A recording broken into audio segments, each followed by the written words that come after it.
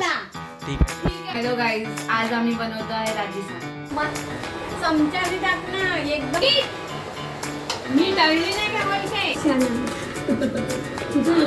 आणि आजी अशी कोण आजी ऑलरेडी फणसाचा ज्यूस काढून ठेवला होता. बात तर सही आहे. हे इकडे तिकडे की नाही आजी ज्यूस बनवणार आहे. रवा आता आम्ही पूर्ण भाजून घेतलेला आहे. हॅलो गाईज, आज आम्ही बनवतो आहे राजस्थान. सांग कॅमेऱ्याला आपण काय बनवतो आहोत. ढेब्र, फणसाचं ढेब्र. ओके. आणि तू आम्हाला काय देणार आहेस काम त्याच्यामध्ये? रवा भाजणं आणि मग गऱ्याचा रस काढणं. गऱ्याचा रस तू ऑलरेडी काढलेला आहे. काढलेला आहे हो. हा, मग फक्त रवा ते- भाजून रवा भाजायचा, तेल गरम करायचं, हा. त्या रव्यात तो रस घालायचा, तो असं हे करायचा, मिश्रण करायचा आणि तेल तापवायचं. तेल चांगलं तापलं की मग डब्यात ओतायचं कुकरच्या थोडंसं.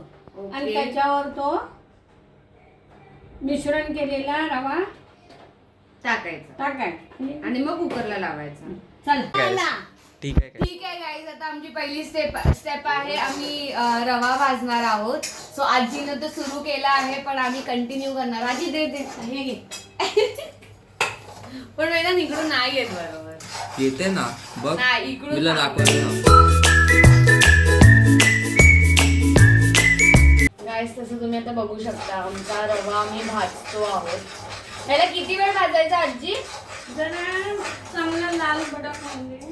लाल होईपर्यंत? लाल म्हणजे एकदम लाल नाही, कच्चा ठेवायचा नाही, मग तो ह्या नाही होत. काय बापरे. मग हा आता एकदम पांढरा आहे. ह्याला थोडं ब्राउनिश करायला लागेल. मग आय थिंक 15 मिनिटं तरी जातील ना.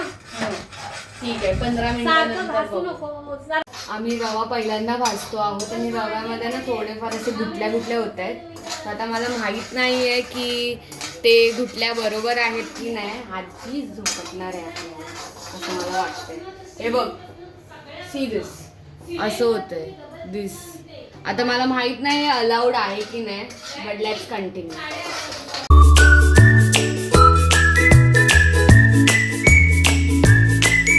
आजीने आम्हाला अजून एक प्लेट रवा दिलाय भाजायला, बिकॉज तिने सांगितलं आहे की एकदा पूर्णपणे भाजू नाही शकत. आता आम्ही हा रवा इथे काढते आहे. आजी तू याच्यावर पाणी टाकतेस हा आता. गाईज, आजीने आम्हाला अजून एक रव्याचं प्लेट दिलेला आहे.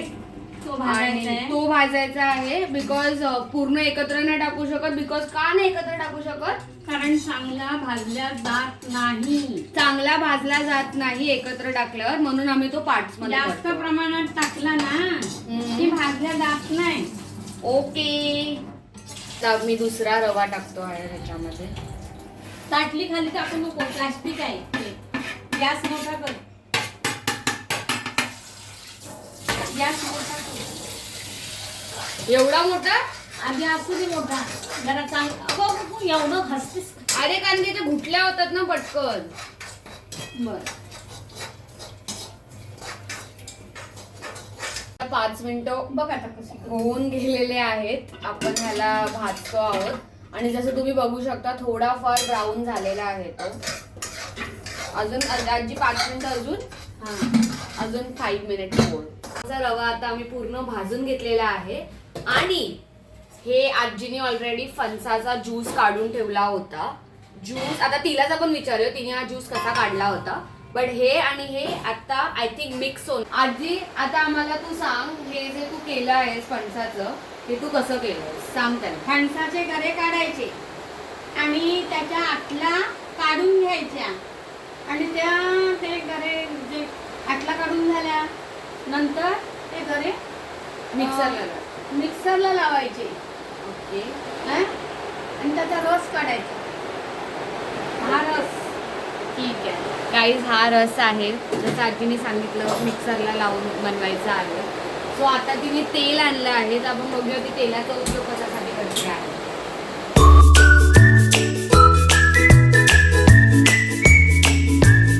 आणि आजी बोलते की न लग्न झालेल्या मुलीने तेलाशी लांब राहावं. आजी अरे काय झालं? काय नाही, चव बघते. हे काय मीठ मीठ मी तळली नाही का बोलते. गाईज आम्ही मीठ टाकतो याच्यावर. काय मीठ टाक साखर टाकतात ना मग साखर पण टाकायची. अच्छा साखर आधी टाकलेली आहे पण थोडं कमी वाटतं. आधी आपण याच्यामध्ये साखर टाकली होती आता आजीने मीठही टाकले याच्यामध्ये जे माझ्यासाठी खूप एखादा साखर सरप्राइझिंग कमी होतं. झाले ना. ओके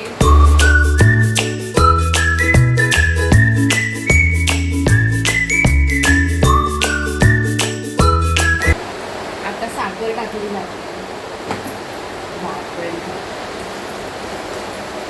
हा एक तर्फा आहे ना. मराठीत आपण ढेबरं बोलतो पण इंग्लिश मध्ये आपण ह्याला जॅकफ्रूट केक असं म्हणू शकतो. हा केक पण झाली.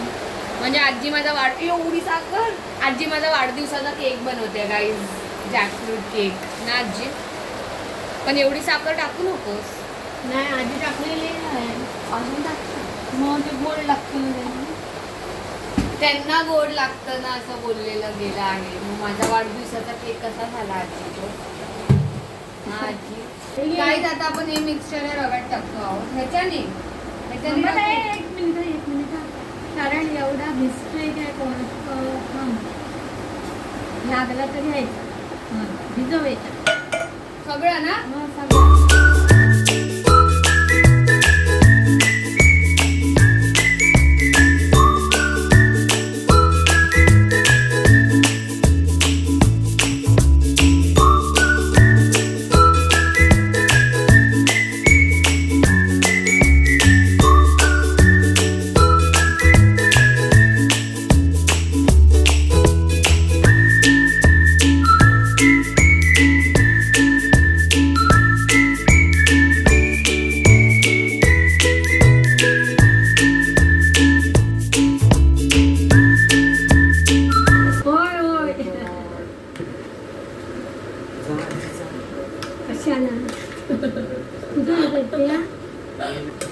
आता काय करायचं. हे बघ मी काय सांगते ते ऐक. हे लक्ष नाही देत. हे तेल आहे ना. हा ते ह्या डब्यात टाकायचं. हे तर घेतलंच नाही वेदान. एक डब्यात टाक. थोडंसं तेल घ्यायचं हा गरम करायचं.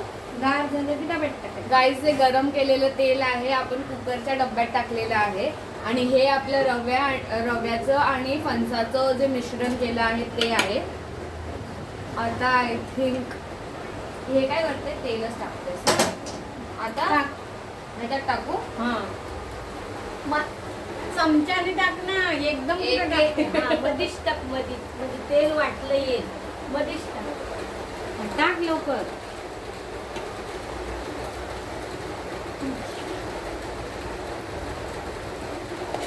मधीच टाक मग रुंद करायचं.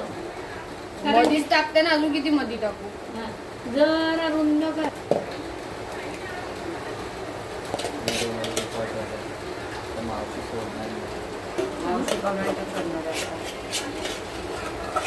बस हे सगळं हे करून घे. काय करू ते पुसून घे सगळं. आता हे काय कर दे इकडे मी रुंद करते. मी हे जरा साधारण असती ते तेल वरती यायला पाहिजे. हा जास्त नाही. थोडं हलक्या हाताने. हे घे. हे इकडे घे. तिकडे घे. ते इकड जाडी आहे इथं. जरा तिकडं घे.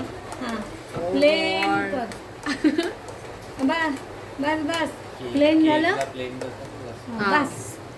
गाईज इतर लोकांना केसाचा खूप प्रॉब्लेम आहे. माझी मम्मी तर आता कमेंट करण्याच्या एजवर आहे की तू किचनमध्ये जाऊ नको बिकॉज तुझे केस सुट्टे असतात. तर आता मी वेणी बांधते आहे आणि आजी अशीच ओरडत बसते. कोण आजी. धर. हो धर ठेव ना तिथे घेऊन जातो. नाही त्याचं निराकत कर. काय तू तिकडे टाक. नाही तर काय ते त्यांना त्या ह्याच्यात दिस. मला काय सांगायचं नाही कारण टोप माझा अडकलाय त्याच्यात. Oh my God. गाईज आम्ही फणसाचं ढेबरं फायनली कुकर मधून बाहेर काढलेलं आहे आणि आता आजी आम्हाला देते आहे. सो असं काहीतरी दिसत आहे. दाखव मला ना दे. मला नाही. मग तूच बोलवलीस ना. तिकडच घे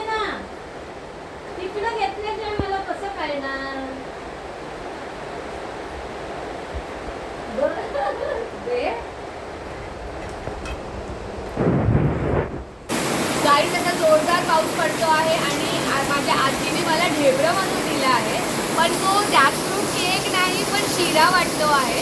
पण आपण याला खाणार आहोत. So come here, let's do a taste taste.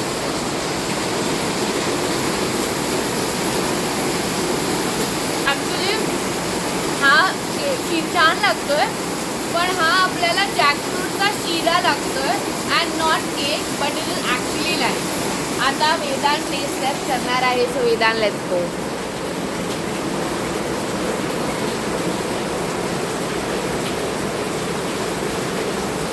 छान आहे. छान आहे. टेस्टला पण म्हणजे मेल्ट होतं. ओके गाईज, सो आता मी एन्जॉय करतो आणि cheers. Bye bye. Bye bye.